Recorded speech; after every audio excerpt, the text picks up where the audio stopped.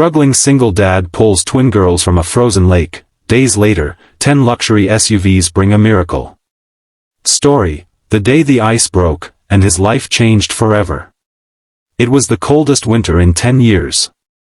Ryan Carter, a struggling single dad, worked double shifts at a construction site just to keep his small house warm for his 8-year-old son, Eli. Money was short, but love was strong. Ryan never let his boy go to bed hungry.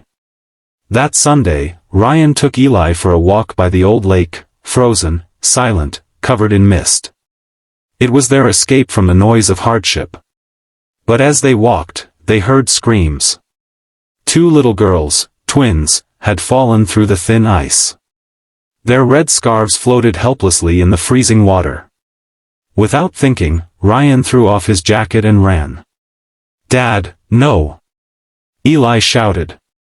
Ryan dove into the lake. The water cut through him like knives, but he didn't stop.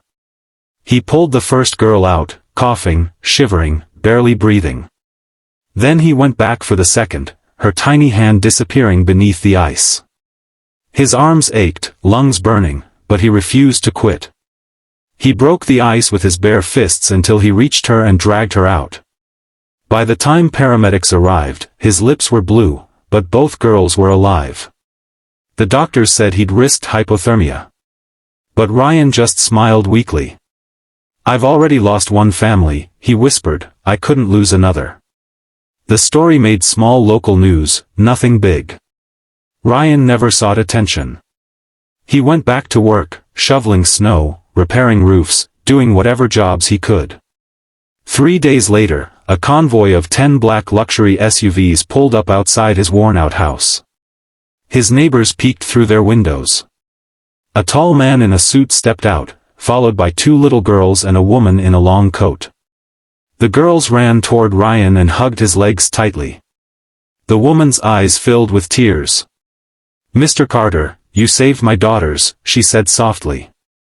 "I'm just glad they're okay," he replied, confused. Then she handed him an envelope. Inside was a letter, and a set of car keys. "We own Benton Industries, one of the largest companies in the state," she continued. "My husband and I couldn't sleep since that day. You didn't just save our daughters. You gave us back our world." Ryan opened the envelope. Inside was a deed to a new home, a job offer, and a check that made his hands shake. I can't accept this," he said. "You already have," she smiled through tears. "Miracles find those who give without expecting." As the SUVs drove away, Ryan knelt beside Eli, who was still holding one of the girls' scarves. "Dad," Eli said softly, "does this mean we're not poor anymore?" Ryan smiled, pulling him close. "No, son, we're rich in the way that really matters." That night, the frozen lake outside their new home reflected the stars, clear and endless, just like the life that was finally beginning to thaw. A month had passed since that day when the convoy of SUVs pulled away from Ryan's small street, but life hadn't been the same. His new home was warm and filled with light. The walls were freshly painted, and Eli finally had his own room with books, toys, and a small telescope by the window. But Ryan still woke up early every morning, his instincts unchanged. He fixed things, volunteered at the local shelter, and still wore the same old jacket, the one torn during the rescue. One cold morning, as snow fell softly outside, a familiar black SUV stopped in front of his driveway.